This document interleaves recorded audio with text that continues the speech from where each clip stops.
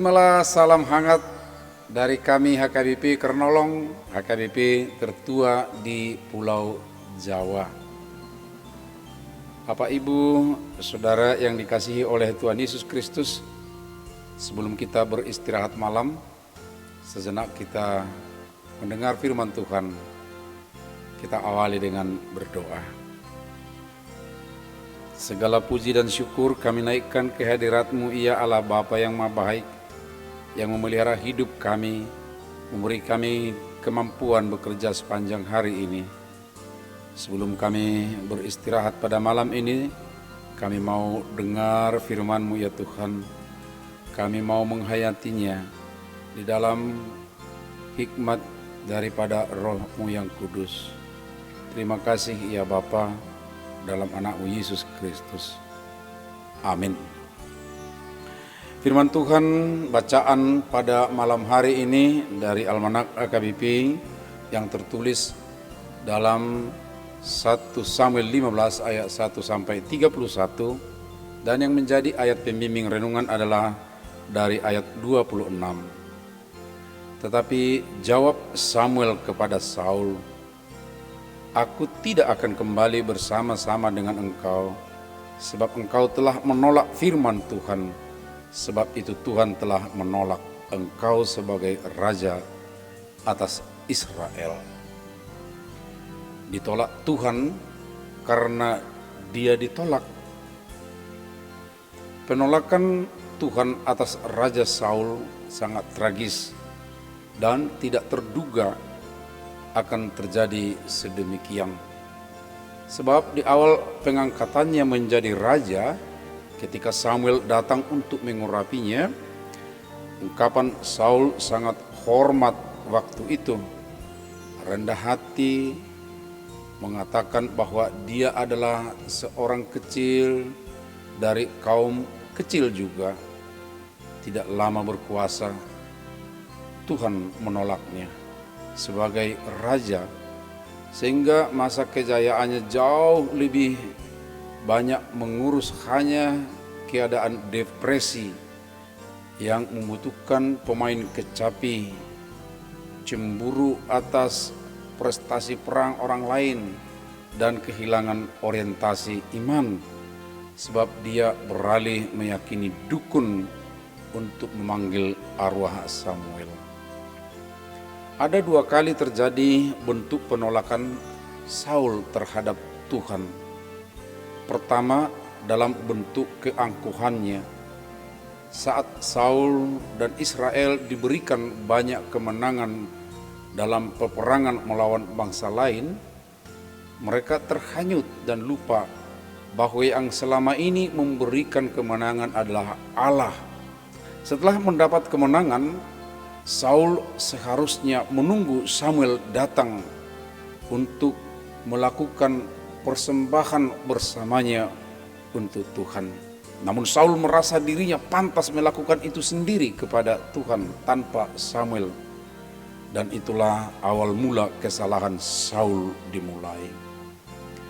Ketidaktaatan Saul selanjutnya adalah ia menolak untuk menghancurkan Amalek seperti yang Tuhan perintahkan padanya.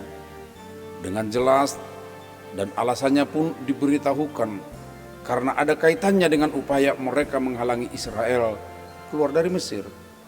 Bentuk penolakannya, ternyata Saul membiarkan orang Amalek dan membiarkan orang Israel yang dipimpinnya merampas beberapa jenis ternak yang terbaik.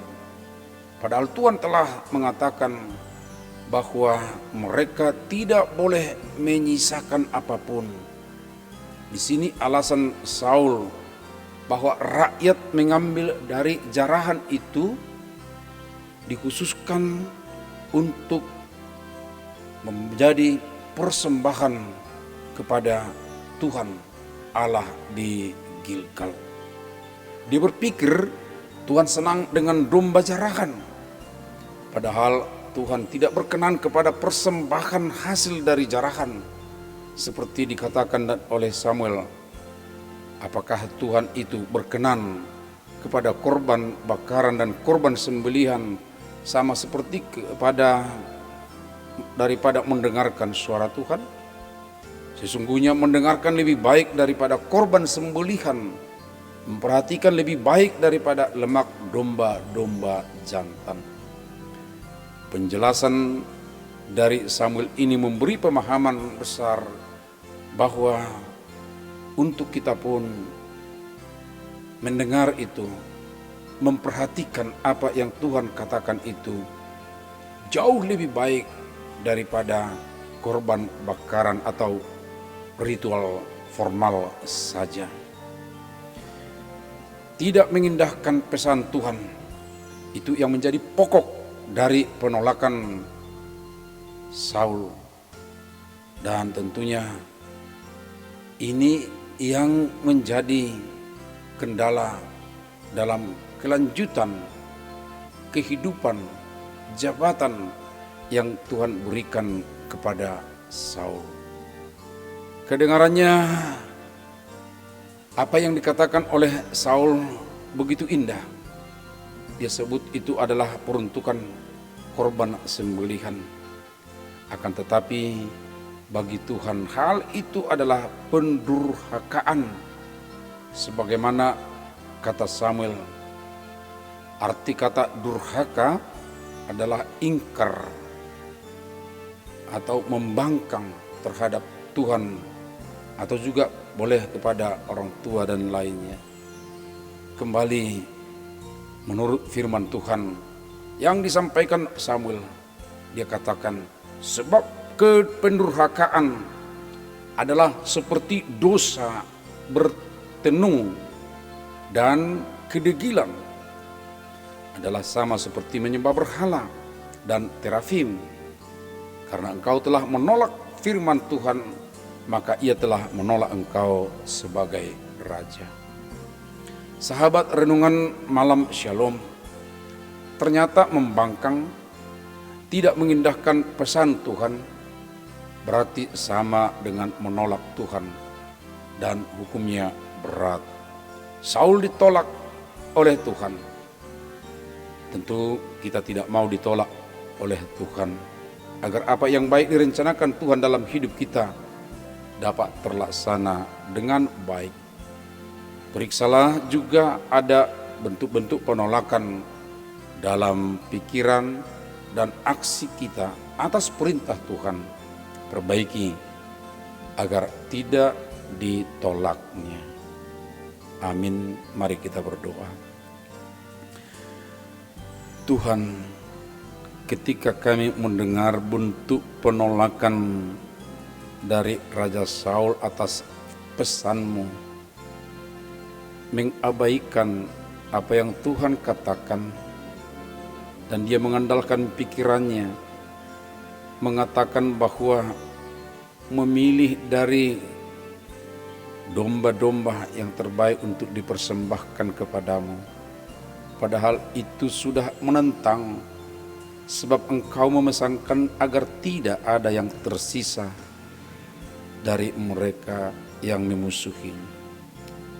Tuhan, janganlah hal seperti itu terjadi dalam diri kami, yang membuat seolah-olah ritual itu aja yang penting bagi Tuhan, sementara tidak taat dalam pesan dan kehendak-Mu. Ampuni kami jika kami berbuat hal yang sama seperti Saul, karena kami tidak mau Engkau tolak Tuhan dalam semua perjalanan hidup kami. Berkatilah kami pada malam hari ini juga, di saat kami beristirahat. Berilah kami kekuatan yang baru lagi Tuhan bekerja esok hari, demi kemuliaan nama Tuhan dan sukacita bagi kami.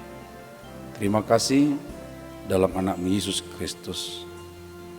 Anugerah Tuhan Yesus Kristus, kasih setia Allah Bapa, serta persekutuan dengan Roh Kudus menyertai kita malam ini sampai selamanya. Amin.